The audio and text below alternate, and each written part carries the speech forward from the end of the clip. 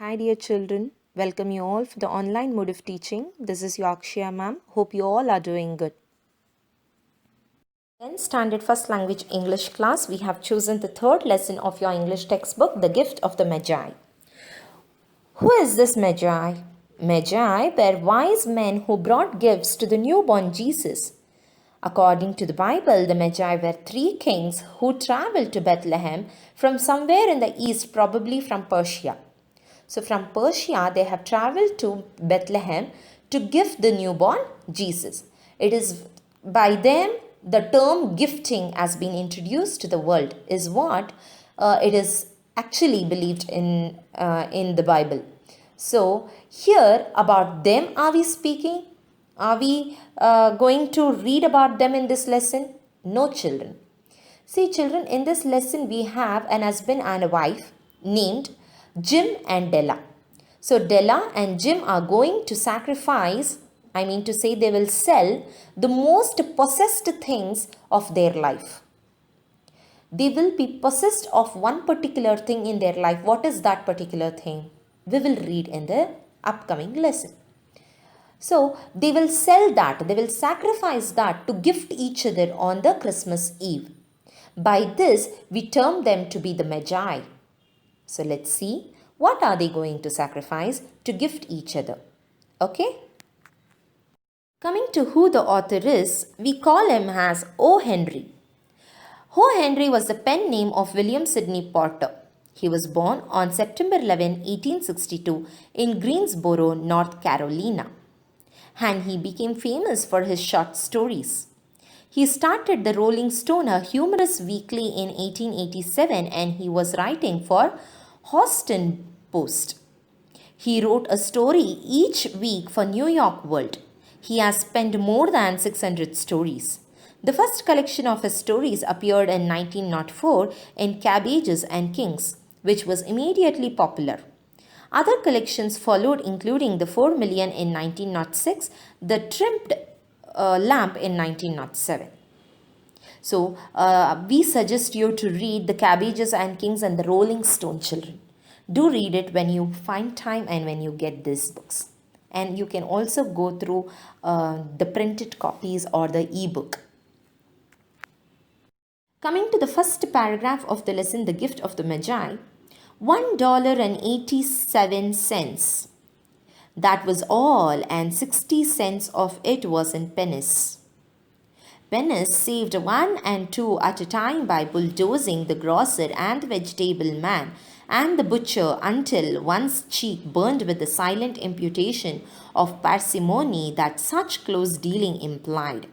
So what here is happening is, there was only $1.87 in the hands of the lady, that is the wife. The wife's name is still not introduced. Let me introduce it later, but I'll explain you first what these things say. So the wife had only $1.87 in her hand, of which 60 cents are in pennies. That means she had saved every pennies by bulldozing. Bulldozing is nothing but bargaining. With whom? With the grocer, with the vegetable man, with the butcher. Butcher is a meat seller. So with all these people, she used to bargain in such a way that that person used to burn with silent imputation, silent suggestion of parsimony. Parsimony is showing less interest in spending. That means she never used to spend money very easily. So she used to not give money as soon as the butcher or the grocer, vegetable man comes for selling. She never used to take the items giving whatever money they used to ask. So she used to bargain in such a way that they used to get angry. They used to burn, their cheeks used to burn, and it used to be seen on their face. By bargaining, she had saved $1.87. So 3 times Della counted it. Now the character has come. The name of the wife is Della. So 3 times she counted, but $1.87. Only that much was there. And the next day would be Christmas. She only had $1.87. She tried to count it 3 times, but still, what is the use? It is just $1.87. And the next day was Christmas. Let's see what happens. There was clearly nothing to do but flop down on the shabby little couch and howl. So Della did it, which instigates the moral reflection that life is made up of sobs, sniffles, and smiles, with sniffles predominating. So after she counted it thrice, it was only $1.87, and it was clear that there is nothing to do. Just to flop down, that is to fall down on the shabby means poor in condition, little couch. Couch means a little sofa which was in a very poor condition, and to howl. Howl is nothing but to cry loudly. She had only that to do. There is nothing. She counted it. It was only $1.87. So Della did it. What did she do? She sat on a couch and she started to cry loudly, which actually brings about the moral reflection that life is made of sobs. That means she feels that the life is only made of sobs, that is to cry. Sniffle means sound of sniffing. This is the sound, children. When you are crying, your nose gets blocked and you start making a sound of yes or no. This sound is not called as sniffling.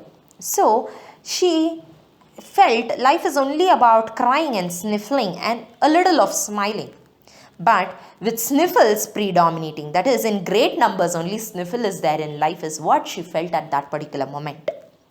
While the mistress of the home is gradually subsiding from the first stage to the second, take a look at the home. When this lady, that is Della, was about to comfort herself from first stage to the second stage, that is, she is becoming less, she was about to stop her cry. Her cry was reducing, her sniffling was reducing from one stage to another stage. She will take a look at home. A furnished flat at $8 per week.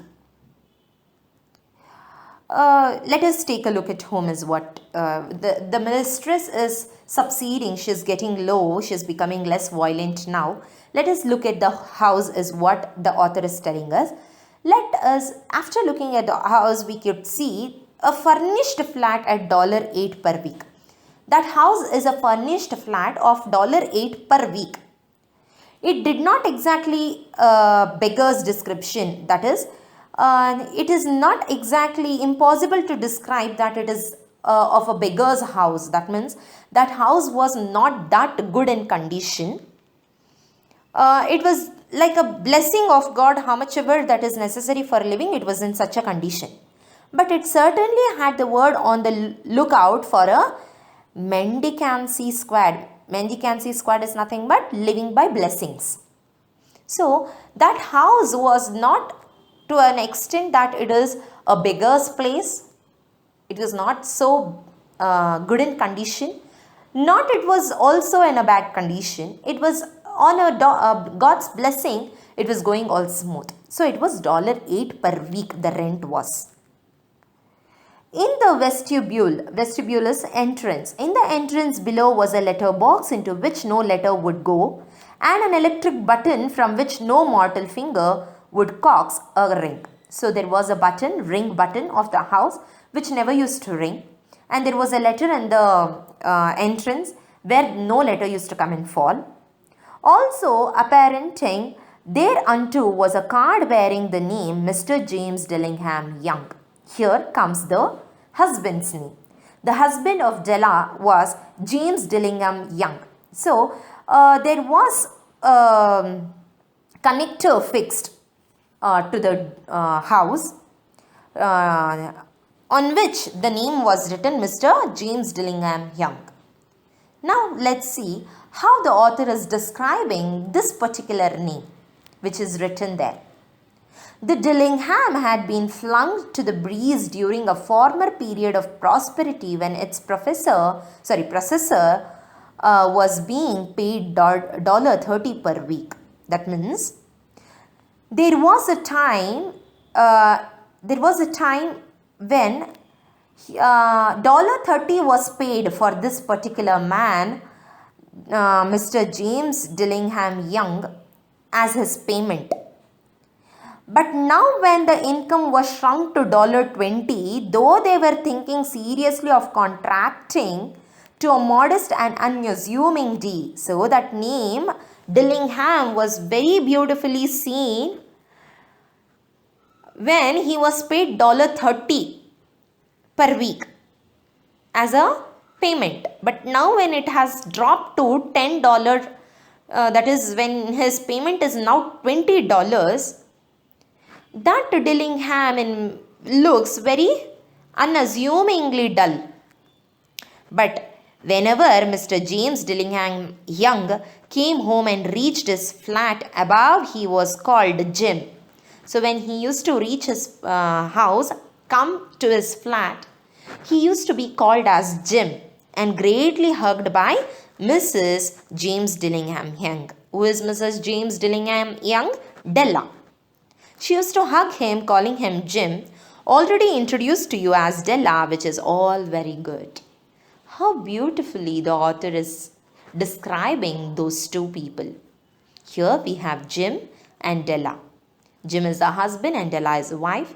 Though they were all not so luxuriously there, leading their life, they were happy to an extent. But today, since tomorrow is Christmas Day, she was a little feeling bad that she had only $1.87. Not that they were living in a very luxurious house. They were just paying $8 for a furnished house, which was not exactly like a beggar's description, but was living to an extent good with the blessing of God, is what is described till here. Let's see with the 6th paragraph. Author described Della and Jim in this way. Now what will Della do? She has cried a lot. What she does? Della finished her cry and attended to her cheeks with the powder rag. She will feel, let me not cry anymore, let's stop and powder myself. She will powder her cheeks. She stood by the window and looked out dully at a grey cat walking a grey fence in a grey backyard. Since she was very dull, she found everything very dull in her environment. She finds a grey cat walking on a grey fence. Grey fence means grey bar in a grey backyard. Backyard means a small garden. Tomorrow would be Christmas Day and she had only $1.87 with which to buy Jim a present. Now, tomorrow is Christmas. She has only $1.87 in her hand and she has to buy a present to Jim. What she'll do? She had been saving every penny she could for months. For months, she has actually saved this penny, every penny, but the result is only $1.87. $20 a week doesn't go far. For $20, my husband earns $20 a week. How can I run the house? Expenses had been greater than she had calculated. They are always. Yes or no, children? Expenses, your parents will keep saying, whatever that we earn, no, expenses are more than what we earn, what we get. So this is what was happening even with Jim and Della. Only $1.87 to buy a present for Jim, she feels. Only $1.87 that I have to give a present to him. Her Jim, she feels, my Jim. Many a time, hours she had spent planning for something nice for him. Many times, hours together she used to spend only thinking about what kind of a gift should I present for my dear Jim. Sometimes fine and rare and sterling. Something fine and rare and sterling. Sterling means excellent. Something just a little bit near to being worthy of the honor of being owned by Jim. So she used to think of a gift that is very fine, very beautiful, very excellent, that when Jim wears it, when Jim has it in his hand, he should feel it is worthy to be with me. He should feel honored to have it with him. Such kind of a gift she wanted to give him. There was a pear glass. Pear glass is a narrow glass hung on the wall between the windows of the room. There were two windows in the room. On between behind that there was a glass, a huge glass. Perhaps you have seen a pear glass in a $8 flat. You might have seen here, author is simply saying, you might have seen a glass in the $8 flat. In such a way, there was also a glass in that particular house. A very thin and very agile means active person may, by observing his reflection in a rapid sequence of longitudinal strips, obtain a fairly accurate conception of his look. So the one who stands in front of that particular mirror, who is very active and who is little thin, will obviously, looking at his impression on the glass, can say how he looks. So in that way, Della being slender means gratefully thin, had mastered the art. That is, she used to stand in front of that particular glass and used to admire herself. She had mastered that particular admiration art. Suddenly she whirled. She whirled means turned gracefully from the window and stood before the glass. She stands before the glass. Her eyes were shining brightly, but her face had lost its color within 20 seconds. Her eyes were shining very brightly, but the face had lost its color in just some seconds. Rapidly, she pulled down her hair and let it fall to its full length. So what she does, to cover up that dullness, she will open up her hair and she will leave it to fall down to a full length.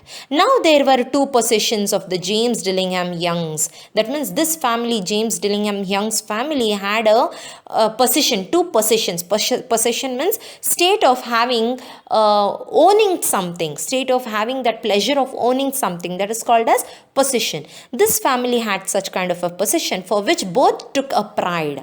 Both were proud of having those two possessions. What were there?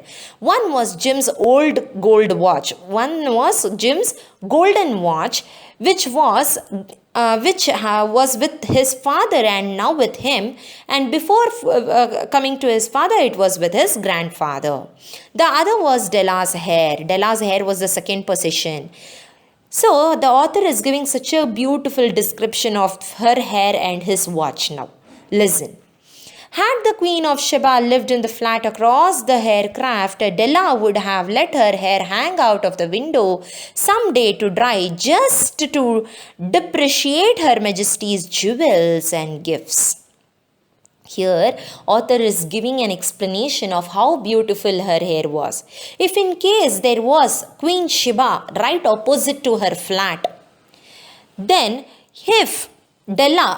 Della would have simply left her hair outside the window to just dry her hair. If she would have dried her hair and Queen Sheba would have seen her hair, then what all jewels, what all gifts that Queen Sheba has with her would have of no value in front of the hair that Della has. So beautiful her hair was. And when it comes to Jim's watch, what explanation he gives is, description that he gives is, had King Solomon been the janitor with all his treasures piled up in the basement, Jim would have pulled out his watch every time he passed just to see him pluck at his beard from envy. Envy means feeling of discontent. That means if in case King Solomon would have been the janitor means caretaker or the doorkeeper, and if he would have piled up, if he would have secreted all his treasures in the basement, even though he has so much treasures with him, just seeing at Jim's watch, if he was the janitor, Solomon was the janitor here, King Solomon, Jim would simply pulled out his watch every time to see the time. Simply he would have pulled out to see the time to make Solomon look at his watch. So that Solomon will look at his watch and he scratch or he pull or pluck his beard in giving a look of envy. That is, he is going to look at Jim's watch and feel discontented, and he feels, I don't have a watch like that. His watch is so beautiful. His watch is so priceless. Very nice watch he has. He would have really felt jealous seeing it. So beautiful the hair and watch is, to say that the author is describing it in this way. Okay, children, let's see next. So now Della's beautiful hair fell about her, rippling and shining like a cascade of brown waters. It reached below her knee and made itself almost a garment for her.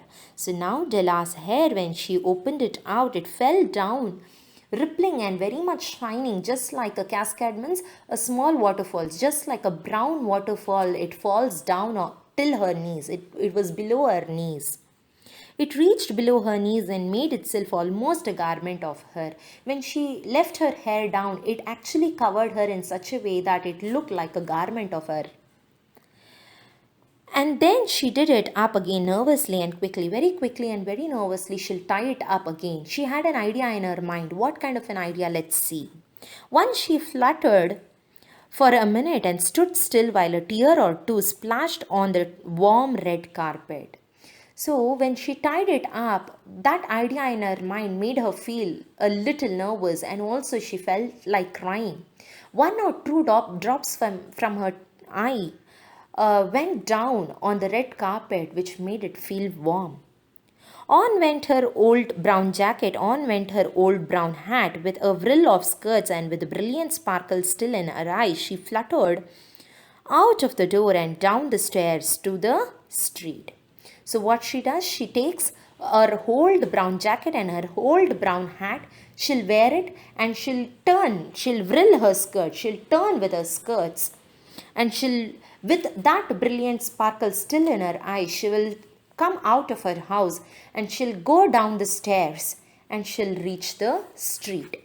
After reaching the street, what happens? Where she stopped the sign read, where in the street she finds a board on which it was written and where she will stop herself. What was written is that is WEMS, Madame. In French we call it Madame Sofronie.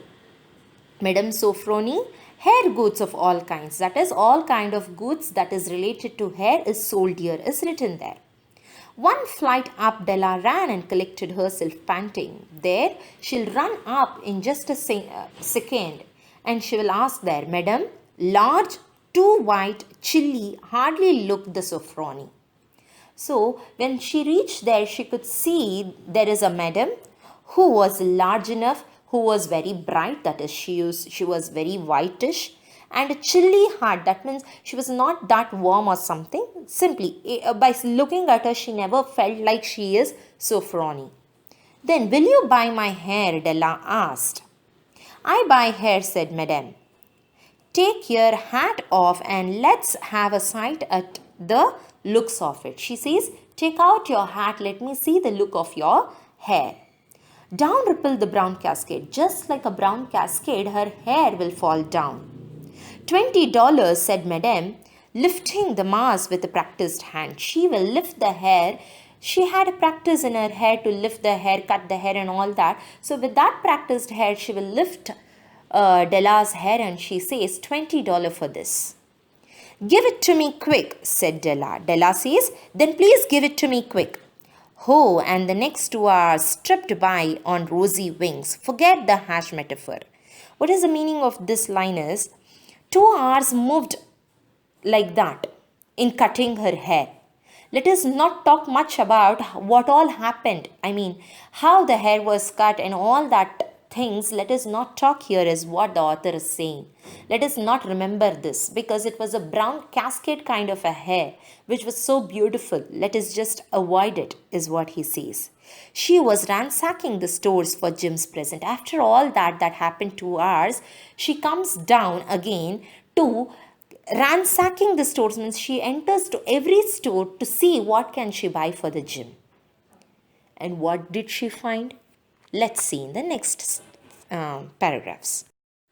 So now when she was roaming from searching for the gift from one shop to another shop, finally she found it. She found it at last. It surely had been made for Jim and no one else. She felt after seeing that gift that it is made for Jim itself, but not to anyone else. There was no other like it in any of the stores, and she had turned all of them inside out. When she went to every stores and turned everything, she asked the person who will show the gifts to show each and every gift. But then this was the only thing which was more beautiful, and than any other thing, this looked better. This looked the best. It was nothing but a platinum fob chain. Fob means pocket chain. Simple and chaste in design. Chaste is nothing but plain without much decoration. So it was so simple and very beautiful kind of a pocket chain. Then properly proclaiming its value by substance alone and not by meretricious ornamentation, as all good things should do. That means by seeing that particular chain, platinum fob chain, we can say it actually worth to be given to anyone as a gift, not to just anyone. It is worth to be given to Jim. It is worth not by just the material or by the ornament that it is a platinum ones, not because it is a platinum ones, but because of its value, because of the way it is being designed. And as soon as it was even worthy of the watch. And she also felt it is not just worthy of the way it looks, it is also worthy for the watch that Jim has. For the golden watch that he has, this fob chain is worthy to be attached to it. As soon as she saw it, she knew that it must be Jim's. She felt it is really made for Jim. It was like him. Jim is a person who is a very quiet kind of a one, and a valued person he is. He is a very quality person. That means he cannot be counted upon by money. He has good quality. Such kind of a quiet and a quality person. So this fob chain also resembles his qualities, is what she says. The description applied to both the Jim and the watch. That means fob chain. $21 they took from her for it. Actually, she had $1.87 in her hand, and $20 was given to her after the haircut. So she had $21.87 in her hand, for which she gave, for the watch, for the fob chain, she gave $21, and she hurried home with the 87 cents. With that chain on his watch, Jim might be properly anxious about the time in any company. That is, if in case he has this particular fob chain attached to his watch, he would be feeling to see the time in his watch in any of the company. Grand as the watch was, he sometimes looked at it on the sly on account of the old leather strap that he had used in place of a chain. That is because there was a old leather strip which was attached to this gold watch. But because of that golden strip, he used to very secretly look at the time on his watch when he is in a workplace. But now, after I present him this fob chain, he will be very happily looking at the time in his company, is what she is telling. When Della reached home, her intoxication gave way a little to prudence and reason. That means Della actually was in a very bad mood. That is, she didn't have money in her hand. She had only $1.87. She had to buy a gift for Jim. Tomorrow, the next day was Christmas. And she had to now go and give her hair. After chopping her hair, she tried to search for the shops where she can buy a beautiful gift, and finally she has got. So she was in an intoxication. That is, she was in a state of alcoholic state. That means, to say in a brief way, she was in a nasha, that all these things were running in her mind. But all of a sudden she comes to a very good judgmental and a beautiful reasoning state that she has committed something wrong. That means she is not committed a wrong in presenting. She has given her hair which is most liked by Jim. So now she comes to a decision. She got out her curling irons and lighted the gas and went to work repairing the ravages. Ravages means ruin made by generosity, that being kind added to love. So she has love on Jim, for which she has given her hair as a sacrification to gift her Jim. Now she has to do something to come out of this. So what she does, she takes the iron rod, curling iron rod, she'll light up the gas, she'll keep the rod in front of that particular gas and she'll start curling her hair, which is always a tremendous task. Dear friends, a Manaut task, that is a huge task, obviously. Adding kindness to the love is always the biggest task, and she did it. It was a huge task. Within 40 minutes, her head was covered with tiny close-lying curls that made her look wonderfully like a truant schoolboy.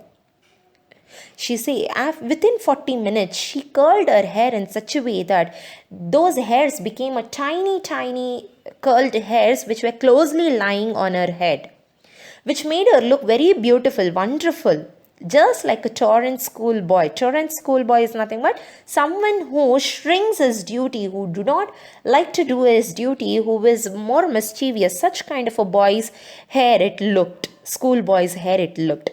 She looked at her reflection in the mirror long, carefully and critically. Very keenly she looks at her look on the mirror. And she gets a thought in her mind. If Jim doesn't kill me, she said to herself, after seeing my condition, my hair, if he doesn't kill me, it is a good thing. Before he takes a second look at me, he'll say, I look like a Coney Island chorus girl. Before he takes a second look, in the first look itself, he will say, I look like a Coney Island. Coney Island is a famous entertainment place in Long Island of New York. In that particular Coney Island, there is a girl who dances for a musical comedy. Such kind of a girl I would look, he will say, is what she says. But what could I do? Oh, what could I do with $1.87? I did a good job by sacrificing my hair, but what will I do without this? With the hair, what will I do? With only $1.87, what will I do? No, I have done my good thing, she thinks. And then what happens? Now at 7 o'clock, the coffee was made and the frying pan was on the back of the stove, hot and ready to cook the chops. Now it was almost 7 o'clock, the coffee was made and the frying pan was on the stove, hot and ready. For what was it kept? For the chops to be cooked. Chops is nothing but meat, animals' meat to be cooked. Jim was never late. Jim was always on time, so he was never late. Della doubled the fob chain in her hand and sat on the corner of the table near the door that he always entered. So she sits on the corner of the table where Jim will always enter. In that particular place, she sits with the fob chain which is doubled and folded. That means folded in her hand. Then she heard his steps on the stair away down on the first flight and she turned white for just a moment.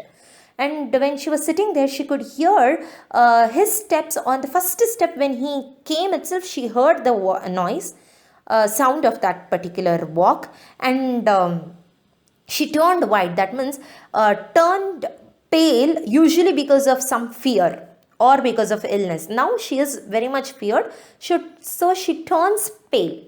For just a moment, she had a habit of saying little silent prayers about the simplest everyday things.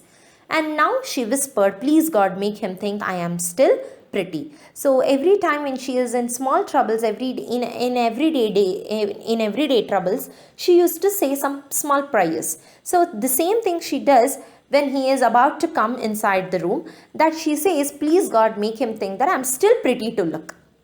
Though I am not having hair as I had before, even now he should feel that I am pretty. The door opened and Jim stepped in and closed it. He will open, he will step inside and he will close the door.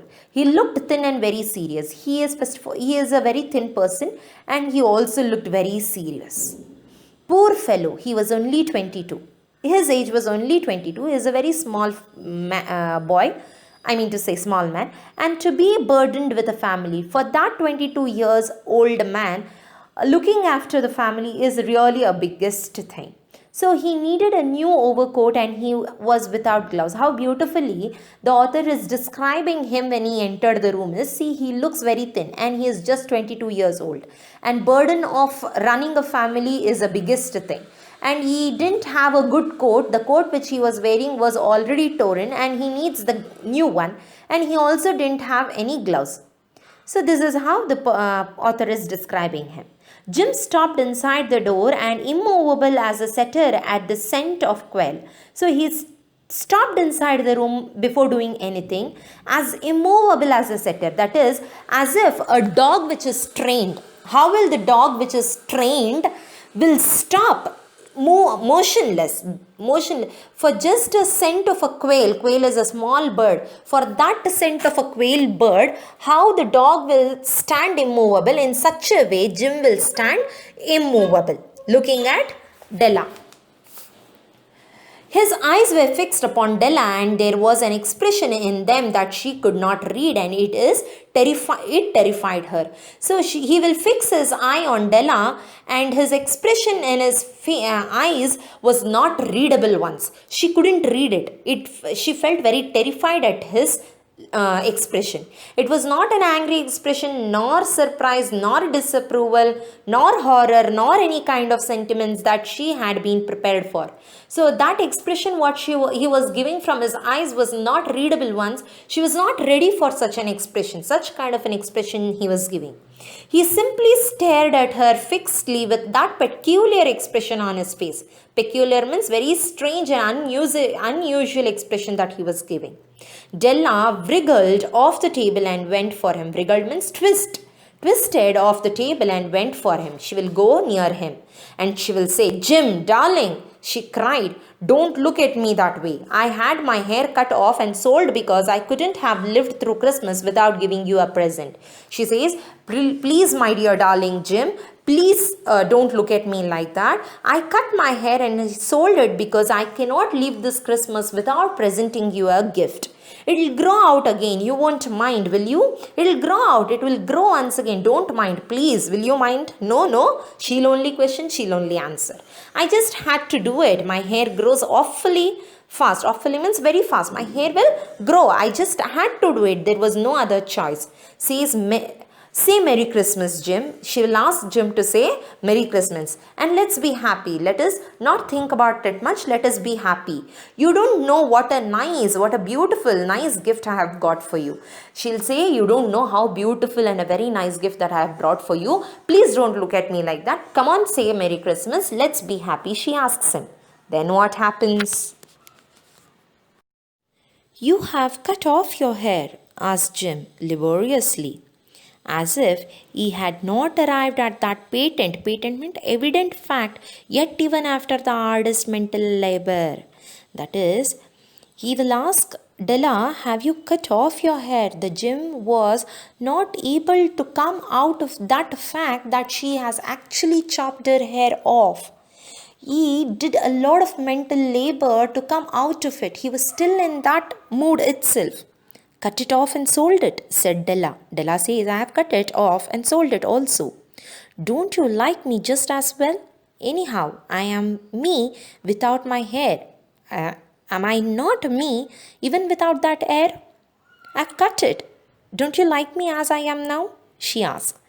Jim looked about the room curiously. Jim will again look at the room curiously. He will not believe that she has cut her hair off. "You see, your hair is gone," he said, with an air almost of idiocy. That means idiocy is nothing but madness or foolishness. Are you fool? You say that your hair is gone? "You needn't look for it," said Della. When he was looking at curiously the room, she said, "You need not look for it.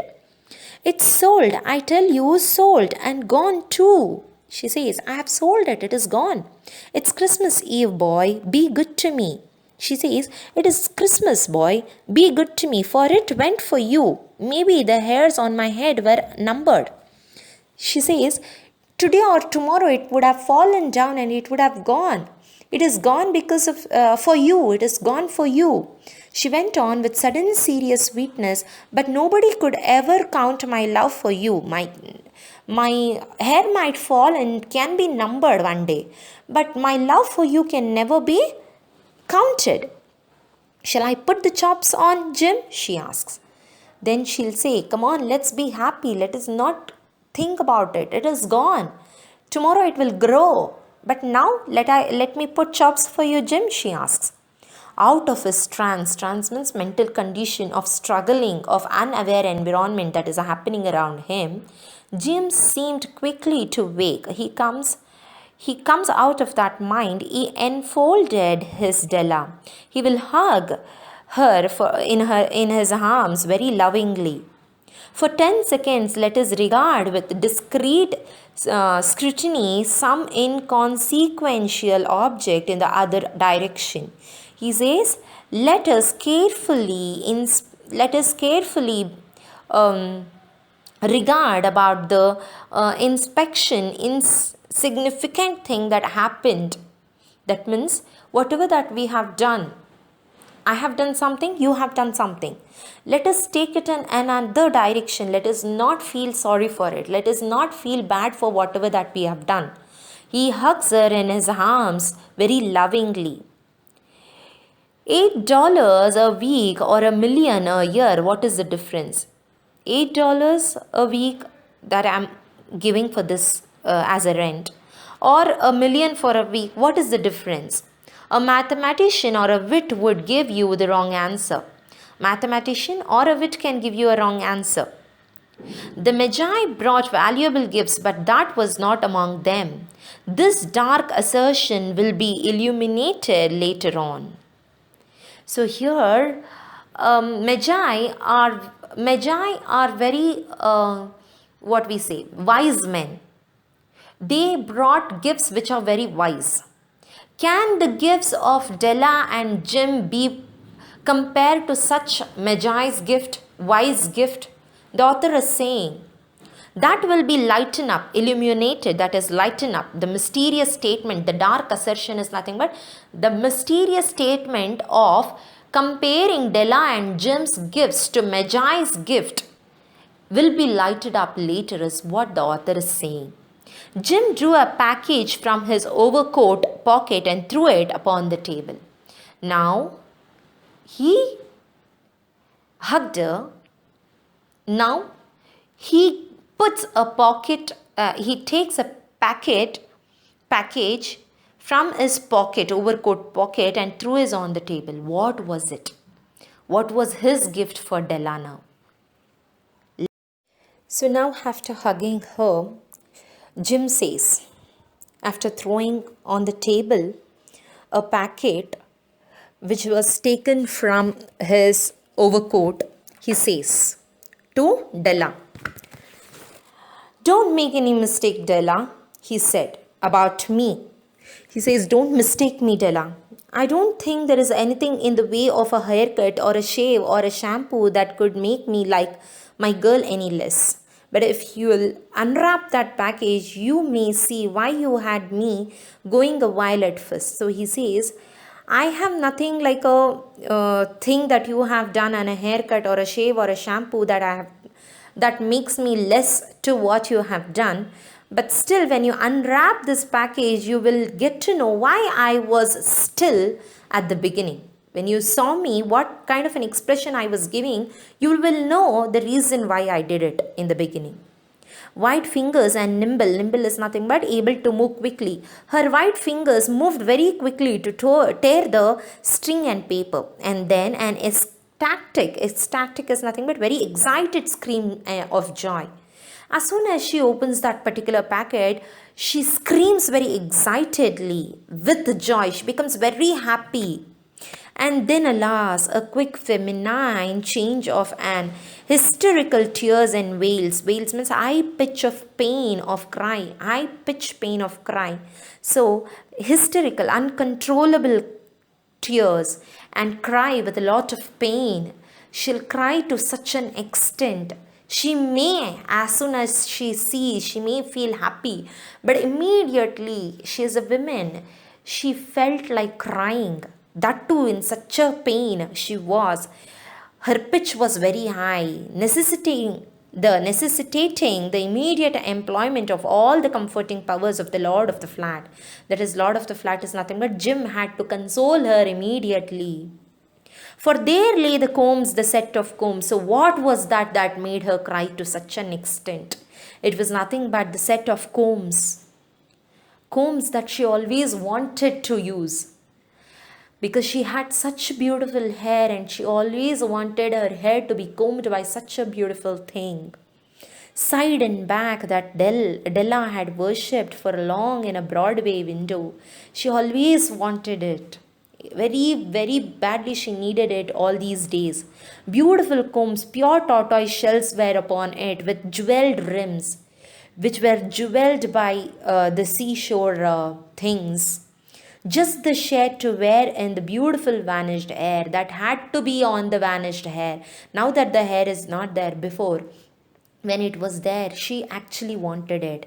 They were expensive combs, she knew, and her heart had simply craved and yearned over them without the least hope of possession. Now that it is not there, before she had longed for it. Her heart actually knew that it is very costly, very expensive. Now that she doesn't have, her hope of possession and now not there, and now they were hers, but now it is hers. But the tresses are nothing but hair that should have adored the coveted means craved for. Adornments were gone. Adornments is something decorative, were gone. Now that she has it, but her hair that had to be crowned by it, that had to be combed by it, is now not there. But she hugged them to her bosom means chest, she hugs it to her chest. And at length she was able to look up with dim eyes and a smile and say, "My hair grows so fast, Jim." But still, though she had a very dull hair, she cried a lot. She hugs it and she says, "My hair will surely grow fast, Jim." She'll console herself. And then Della leaped up like a little saint cat and cried, "Ho, ho!" She'll get up immediately because she had not given her gift to Jim still. So now she'll remember it. She'll get up. "Ho, ho, I have brought a gift for you. I'll first give it to you." Jim had not yet seen the beautiful present that she had brought. She held it out to him eagerly upon her open palm. She had actually folded it into, she had folded it in her palm. She will open it in front of him and held it open palms. The dull, precious metal seemed to flash with a reflection of her bright and adherent spirit. Now, with an eager spirit, she had opened it in front of him to see. "Isn't it a dandy, Jim?" Dandy means splendid, very impressive, Jim. "Isn't it very impressive, Jim?" she asked. "I hunted all over town to find it. You will have to look at time 100 times a day now.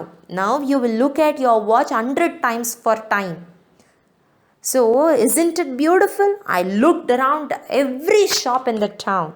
Give me your watch. I want to see how it looks on it." She will ask him to give his watch so that she will attach that particular fob chain to it to see how it looks. Then what happens? Let's see. Then after she showed the gift that she has bought for Jim, he was like he didn't have any words except to smile. What happened? Instead of obeying, Jim tumbled down on the couch and put his hands under the back of his head and smiled. He puts his hand under the head and he will smile. "Dell," he calls her Dell. "Dell," said he, "let's put our Christmas presents away and keep them a while. Let's just keep them a while. They are not in need for us presently. They are too nice to use just as present. They are just as a present to be seen. They are not for use now presently. We just have to see them and enjoy. I sold the watch to get the money to buy your combs, and now suppose you put the chops on." He says, "I sold my watch to give you this present of combs, and you have sold your hair to give this present as a fob chain to my watch. So we both have we both don't have the use of it presently. So you better put the chops on for me to eat, and for that, we both enjoy the chops, he says.